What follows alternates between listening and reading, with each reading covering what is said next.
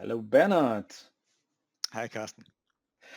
So today we do something that's called FSLogix with an X, right? What is that? Yes, correct. So we are working with shared resources, with shared desktops, right? Hmm. So it's not guaranteed that the user will get or will land on the same desktop every day, right? So he might be logged on to a different desktop.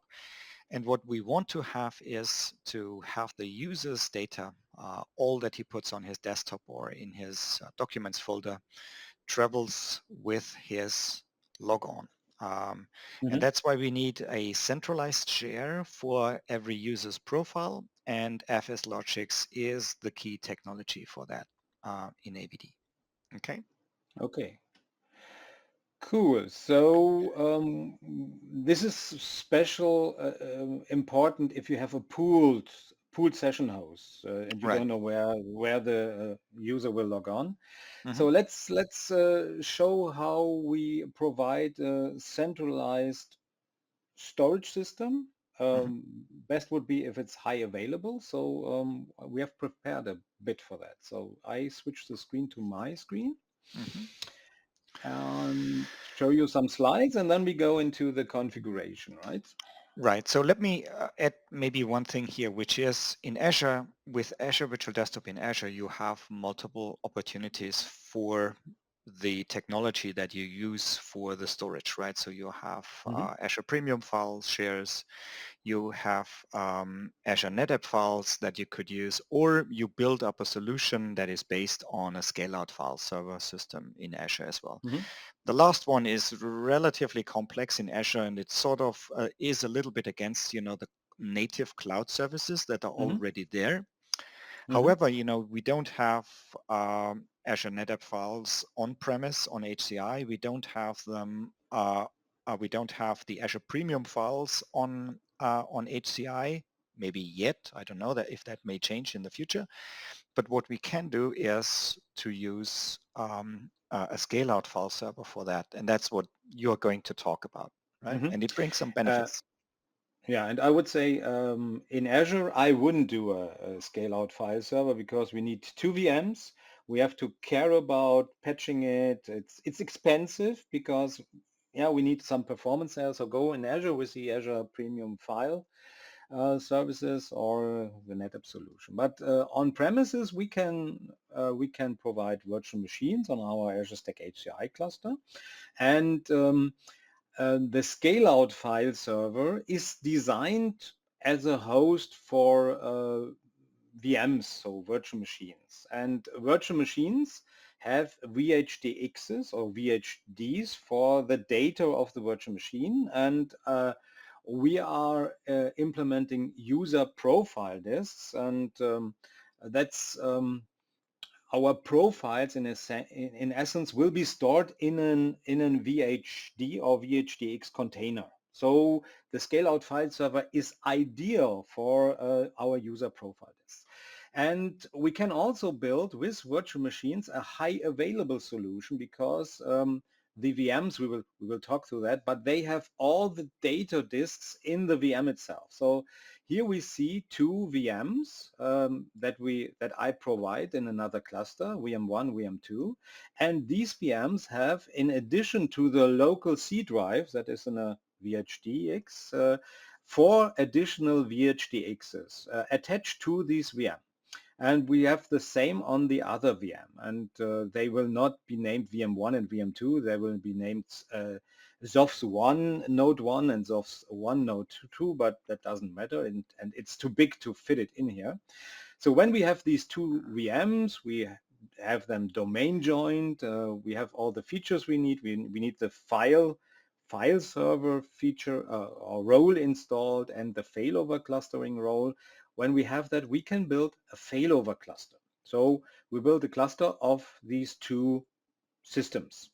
And when Carsten, one, we, one, one thing, yeah, maybe that's interesting because, you were talking about virtual hard disks as the basis yeah, for the profiles, but now yeah, these virtual hard disks that you're talking now are for virtual machines for the yeah, scale-out file exactly. server cluster. So why are you, doing the thing with virtual machines or building a virtual scale-out file server cluster rather than doing SOFS natively on HCI? Why is that? Because, Oh, people may that's ask. a very good question, Bernhard, Yeah, because HCI only supports one workload, and that is virtual machines. And right. you may say, oh, it's also supporting containers, but the containers are also running in virtual machines.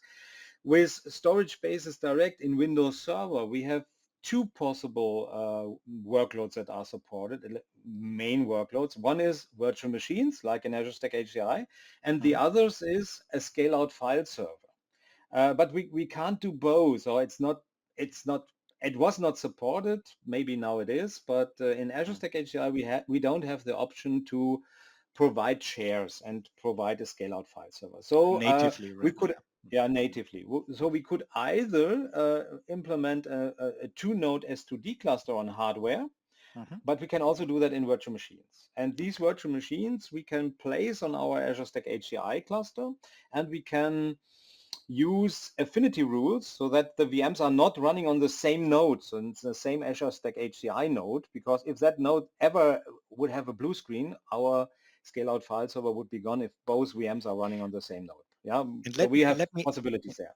Yeah, yeah, and yeah, we are making benefit of the virtual machines themselves, right? Because nobody would prevent us from making these VMs sort of geo-redundant, right? So, for yeah, example, yeah. to put that on one site and the other virtual machine of the scale-out file server on the other site, and then as long as the network is fast, we can provide some sort of Yeah. geo-redundancy. You can Okay. put those virtual machines everywhere you want. Even you can even do that on another hypervisor. Doesn't matter. Mhm. um, the scale out file server functionality is in the operating system that is running in the VMs. In our Mhm. case, I used another Azure Stack HCI cluster. We will see that later where these two VMs are placed, but we could also put one VM in one Azure Stack HCI cluster and the other VM in an Hyper-V cluster on an Hyper-V standalone machine. Doesn't Mhm. matter. We are really Mhm. free here. So Mhm. this is why I like the VM idea. Mhm. But you can also use hardware, of course. If you have a large AVD installation, maybe you put your user profile disks in a hardware cluster. Doesn't matter. It Mhm. is essentially the same. But here we have, so it's a bit confusing. We have our VM has VHDXs, so virtual disks, where the data of the VMs are stored. And in the VMs later, we have a scale-out file server. Um, yeah, or we in the shares are also the user profile disks also stored. Yeah, bit. And the VMs here, to make it completely complex, are running on an Azure Stack HCI, and it has also this. But so if we have our failover cluster, we can, with these local disks that are in the VM, we can build storage spaces direct. So we create a storage pool out of these 8 local disks we have in our VMs. And when we have those storage pools, we can create cluster shared volumes. So these are the hardware disks that the VMs have, hardware disks in parentheses, right? And then we build in the cluster, we build volumes. The data in the volume is spread over these nodes. Yeah, we need a fast network so that when we write something here, it's also copied over here. Yeah? And we have two CSVs, so cluster shared volumes. So and then we can install in the cluster a role, a scale out file server role. A cluster can have VMs, it can have file server is also a role, it can have other roles. In our example, we create a scale out file server role, and we see that on in failover cluster manager a bit later. This is only to explain it. So our scale out file server has the name scale out file server 1. Yeah, and it can run on this host or in this host, doesn't matter. Yeah, and we can access it on both hosts. So if we have our scale-out file server, a scale-out file server has to offer shares, but in the moment we don't have them. So we create in the scale-out file server two shares. One share I call it user profile disk, so UPD1 and UPD2, and the path of the share is in the CSV. Yeah? So when we have that, our scale-out file server offers two shares, one UPD1 and one UPD2. And we use both shares later in FSLogix for redundancy. So now we have our Azure Virtual Desktop session hosts. And when we log into one of those hosts, we want our profile, and our profile is stored here. So we have to access the scale-out file server over the network, and it's using SMB3 to access then the profile disks. Yeah. That will be a bit clearer if we play with the stuff. So this is the theory. We have a high available scale-out file. So you could also provide one file server for the user profile disk, but then you have a problem if you want to patch the file server. The user profile disk can't be served, and a high available scale-out file server in VMs is a pretty nice solution. Yeah. So you're saying that the AVD hosts are accessing the shares, right? Which is true. Yeah.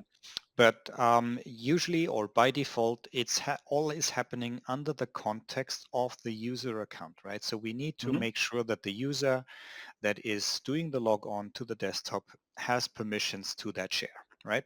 Exactly. That's one thing. And, the reason maybe to have more profile shares is also for load balancing reasons, right? FSLogix is capable of working through the paths of multiple profile shares that are offered, right?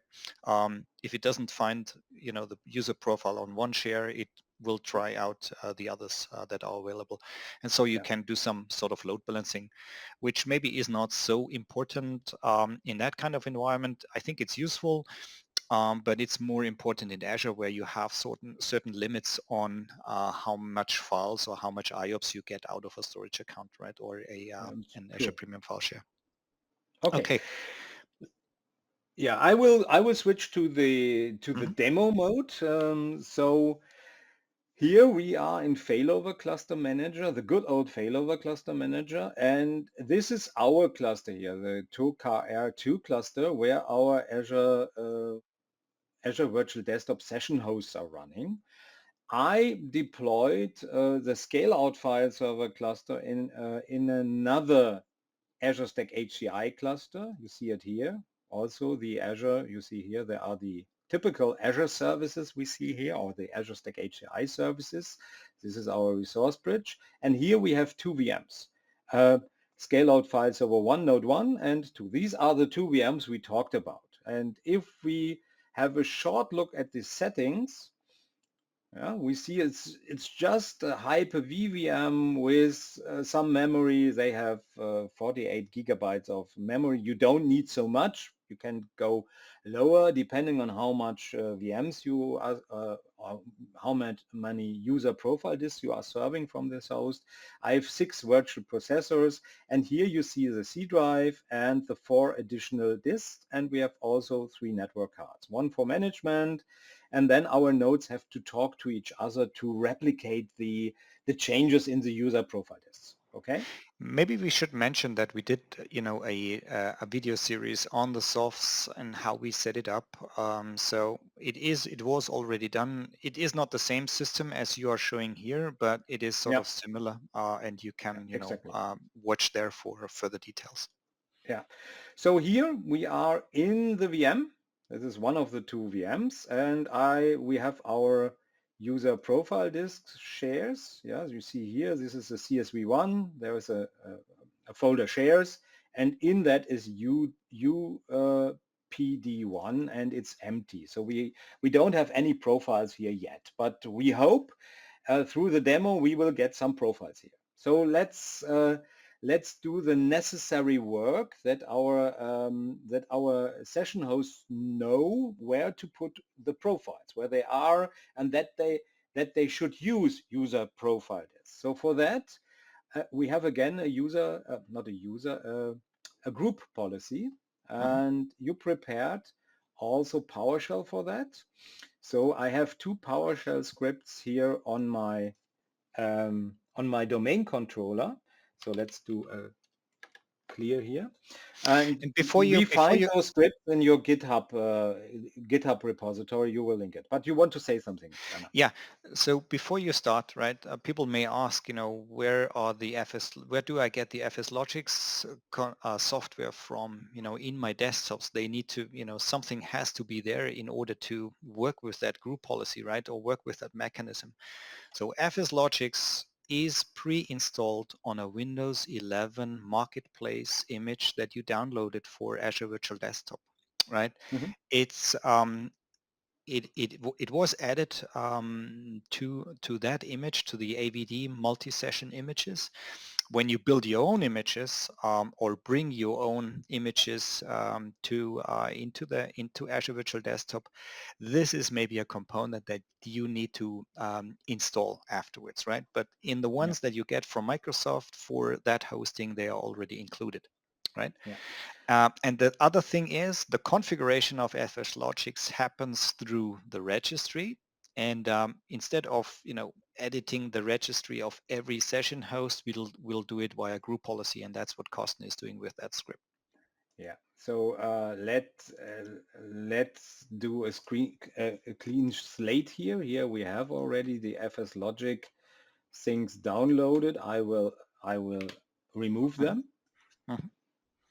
Of Okay, course, we so tested our scripts if they work and everything. So there are still artifacts left.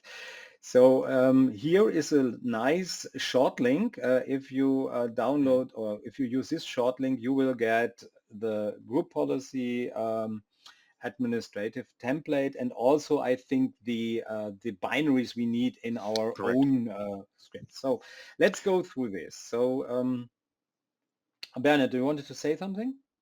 No, it's, that short link is the whole FSLogix package, right? So it is the GPO template, but it also is the binaries that you would install on an image that you provide, right? You don't need to Mhm. install the binaries on the marketplace image that you download, but on a one that you would feed into the system, right? Exactly. So we Okay. will start here. Here's our Hmm. our Or OU, yeah. organizational unit, and we have also the two paths Hmm. that we are providing where our user profile should be stored. You have to Hmm. change that if you have a single host, you only need one, or you have to provide the right names to the shares here. So let's just do that. Hmm. And we will see in here in this directory, in the temp directory or in the temp folder, it will download the FSLogix zip file, and Hmm. yeah, we have it here. Oh, it's still downloading. Hmm. There are some binaries in there. Then it will unpack it, expand it, Hmm. And then it will and grab the right files out of it and place it, or that would be the next section, right? Okay. that's the Yeah. next step. So here we have Hmm. our group policy Right. template, and also the binaries we are talking about that you have to install. So Hmm. enough of this. We now copy the template to the domain Hmm. controller, to the right folder. We showed that in another video already. And here, um, now we have our template, but we have to change things in the template. Otherwise, we would have an empty template, and you have to do it by hand. So in this script, we will set the different things, and Hmm. we'll look at that later in the template. So let's just do this. It's Hmm. a bit stuff. And So this will actually create a group policy with the settings, including the names of our storage paths, and then it would mhm, do, here is the linking to the organizational unit. So that means the the path in AD where the session hosts are, right? yeah, we Okay. will let that run. Hmm. And then we go to the group policy here. Yeah. Hmm. Okay. So if you have seen our AV as our short path video, we changed a bit the name of the short path. Hmm. So it's now AVD. I Hmm. already added that. And here on this AVD host, you are organizational unit, there should be now, there it is, Mm-hmm. our AVD FSLogix GPO. Okay. And we have a look in that. So Mm-hmm. we open it, and Okay. under preferences, no, Preferences, it is policies, admin. policies, administrative tools. Here under FSLogix, if we Right. use the all settings, Mm-hmm. so we don't have to go in every different subdirectory or path.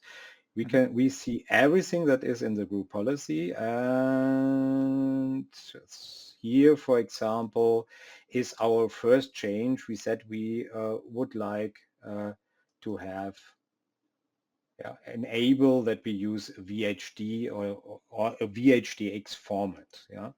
Then we have other settings here, profile directory names. You can change here. You can see here how the naming of the profiles is set up. We have the username, the SID, and so on.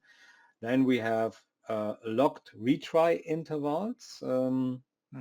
I think it's at 10, so it tries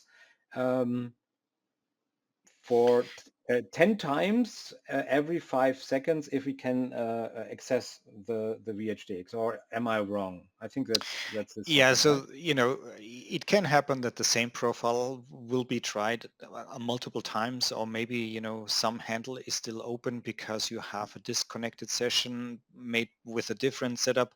So this is sort of controlling a little bit the log-on behavior, because of a lot of things happen when logging on. Some things you may not want, like if the profile is not accessible at all, then you may want to prevent the user from logging on.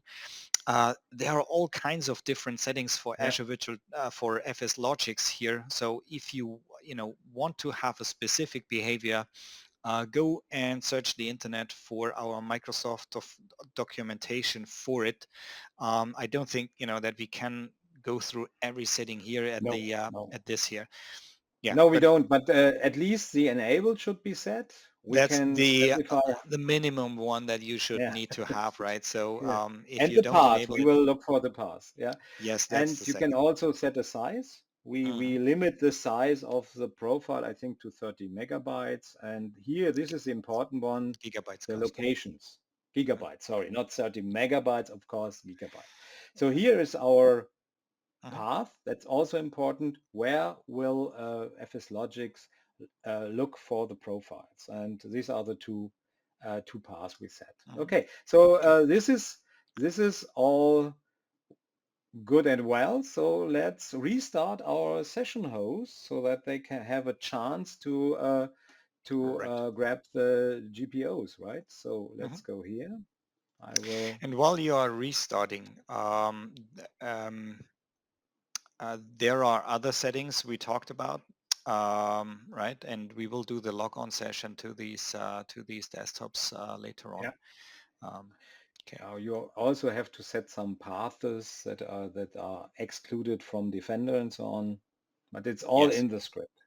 Yeah, that's Fantastic. what I wanted to say. So, instead of, we also did the Windows Defender exclusions for these paths that we specified, right? Because you may end up in a scanning loop, right? For the profile data. So if you have, and the official recommendation is to make exclusions for FSLogix in Windows Defender. So we follow that principle here. If you are using your own virus scanning software, then you need to dig out the scripting on how you would do the exclusions on that one as well, right? That's also, done for performance reasons and maybe other issues. So I think we are waiting for the session host to start up, report back So they are to all a, available now. okay. Fantastic. And I think you are going to show the logon, right? To how that looks like. Okay. Do you want to talk about a little bit about the permissions first, or do you want to do it later on? Oh, we have to do the permissions, Bernhard. Hmm. Okay. So we go back to the domain controller. Very good remark. We have to set special permissions to our shares. You mentioned already the Mm. user has to have access to this directory because the profile is created in the user context. So he Right. has to have special permissions to at least create a directory in that path. He should be not able to go to other directories of other users, of course, but he Mhm. has to have the right for himself. So here Yep. you also provided a nice PowerShell script, and I think we worked on that in a year ago when we did the other session with FSLogix. But in essence, we set some users here, so the domain admin groups, the system administrators, creator, owner. Yeah. Here's our path. So I let it run also on the domain controller. You can do it on another host as a domain admin. And here are the special rights. So we have an Active Directory group called AVD users. In this group are all users that can log into our AVD session hosts. And now we set here, for these users, we set special permissions. Yeah, let's do that. And then we can have a look at the permissions. So I set it on the UDP2 path here. Well, here is a breakpoint. So I set it to the second directory because on the first one we did that already. So if I go to the host, to the cluster shared volume 2 shares, and if you go here and have a look at the properties, security, advanced, I don't have the right as the administrator, so I have to give me rights on that directory. And here you see there are the AVD users now with special rights. Yeah? The script does cool things. It will remove every other right. It will, I think, will it disable the inheritance, or did I? Yeah, it's some portion inheritance will be disabled. So the Yeah, idea is, to have the as the profile shares are not pre-created, right? We need to have the right as the individual user to create new stuff, but yeah, we don't need to, have the right to traverse to other users' directories, right? And that's a combination of inheritance and creator owner permissions and individual user permissions, right? So maybe you do the following. You are going to log on, and then you should see, in one of the shares, a folder created for you. And it might also be interesting to have a look at the folders permission, right? And I will yeah. do the same, right? And You will then do the you same. can Fantastic. you you can try to traverse back to my directory, right? So when it's there. Okay, we see at least the group policy was successful. We see a directory here. Yeah. And I go into the session host, and you will log on too, right? Mhm. So first we see the logon here.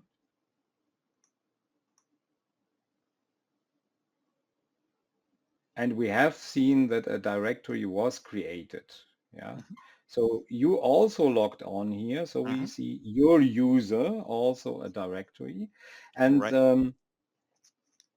I can go into that, and we see I'm an administrator on this host, so I can Right. just go in. Yeah. Yeah.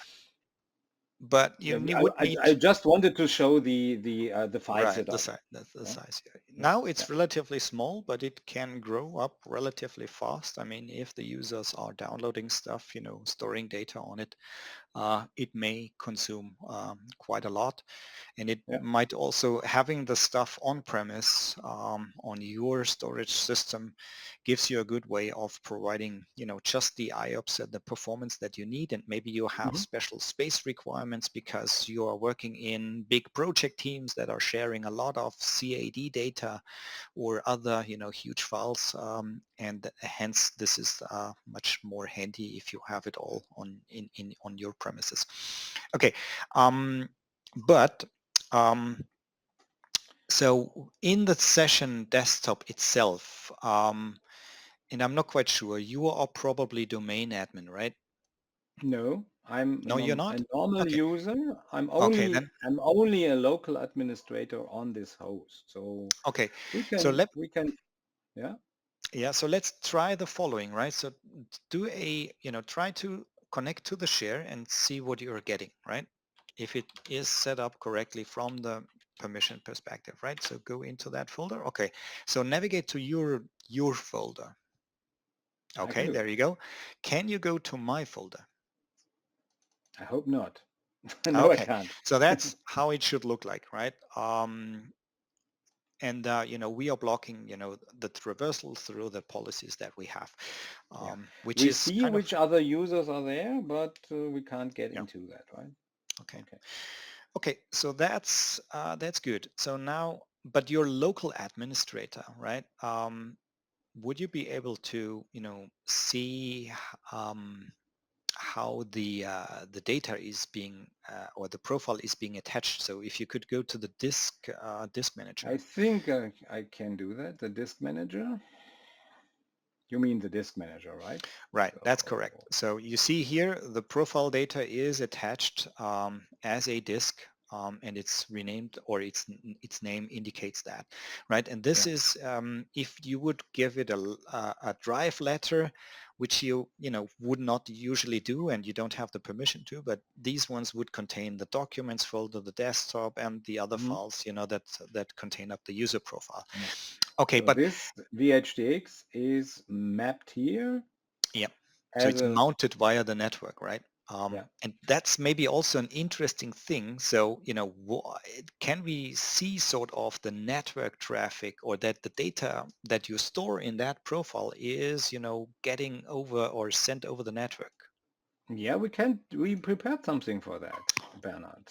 So like here a we have cooking show? our yeah, it's a we already have something in the oven. So um I will open the ISE, the good Hmm. old PowerShell integrated scripting environment, and I have a file here. It's also something you prepared.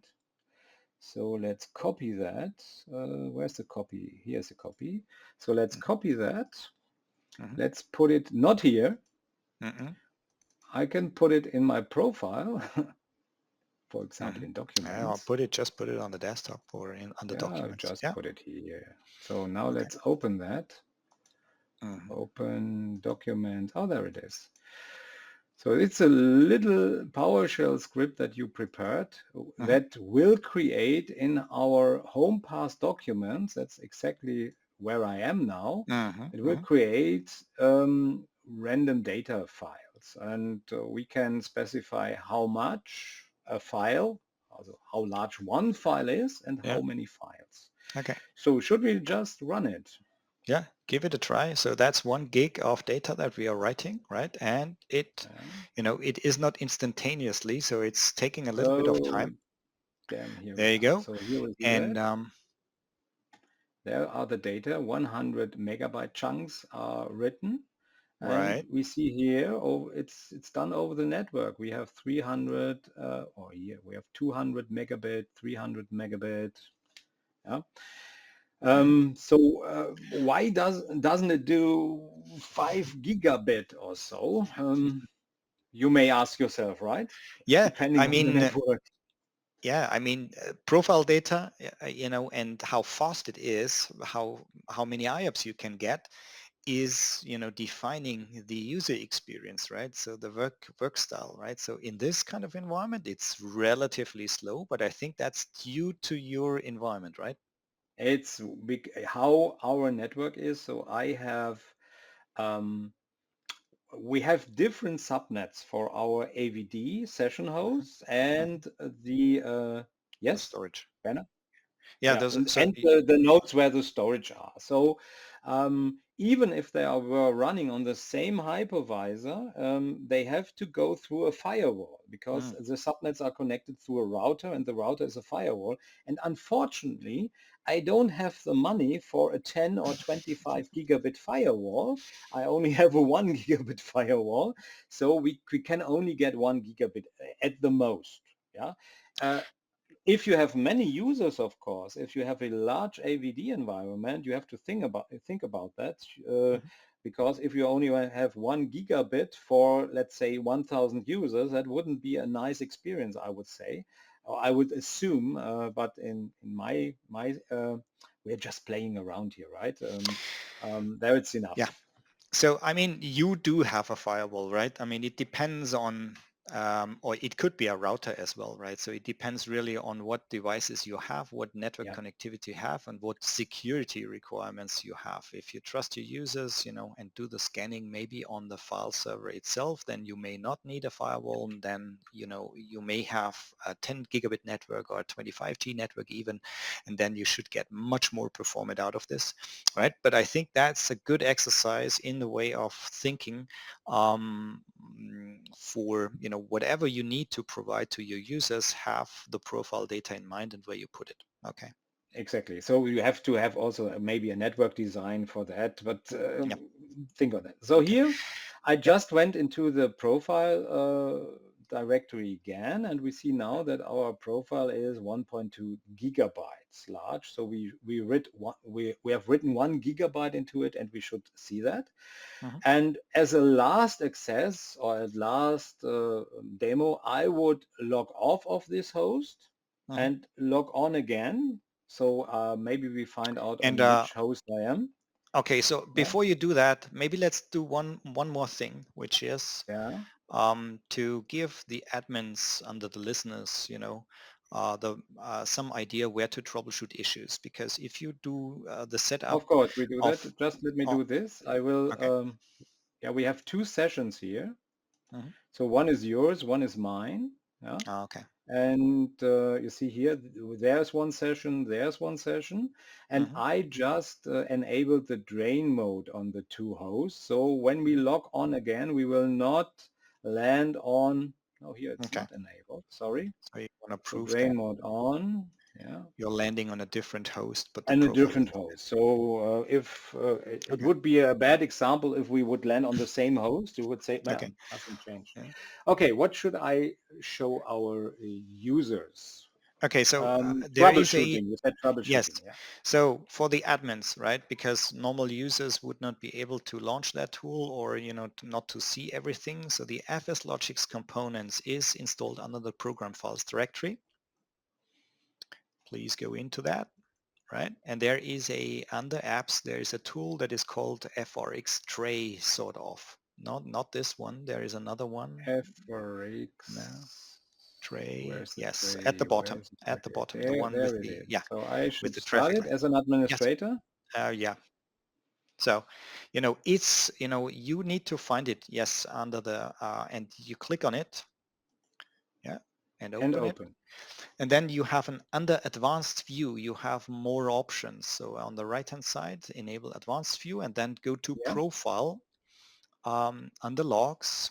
This is the profile logs that is written on that session host, where you could see, hey, if you have logon problems and the profile cannot be loaded or it doesn't find anything, then this would be the log to troubleshoot or to find out which user, what's the issue, what's happening. Yeah. And that helped me, more than once to troubleshoot the permissions or FSLogix. any FSLogix issues. Okay, that was it. And now I think you can do your demo and then we'll close out the session. Yeah, it will take sign out. It will take a bit because Mhm. we have to give it some seconds for the relogin then. So he is now writing back. No, he's not writing back. He's just unmounting the profile. Here we Mhm. still see the profile, and I try to log in again. Mhm. In my environment, it may fail at first, but no, it's not. I gave it enough time. So I will log in again. And I should not land on one of the same hosts. We will check that. So let's Mhm. see. We have 2 hosts where the drain mode is on, this one and this one. So if I refresh, I should see one new user here on the Mhm. node 2. Mhm. So if I So have my you profile, and we can check if I have my profile, if we have some still our data in documents, right? Yep. And here we There are. you go. So I'm on a different host. I still have my profile with the random files, of course. But if you would use Outlook, for example, and you have a local copy of your mail database, it's also in the profile data and so on. Would be nice. You just would open your browser, you have all your history and so on. So it's a very nice thing if your profile goes with you. And there's a lot of data in there. Even if you save something on the desktop, many people have applications on the desktop. They are in the profile, right, Bernhard? So the profile can be a bit larger. Well, at least the short links are in the profile, so the look and feel is in the profile, and that's why people want That's to true, have it. the short links, but sometimes people put just the applications on the desktop. Yeah, yeah. Okay, that concludes our FSLogix session. So we have now in our Azure Virtual Desktop environment, we have for our session host FSLogix running, and we see you in the next video, right?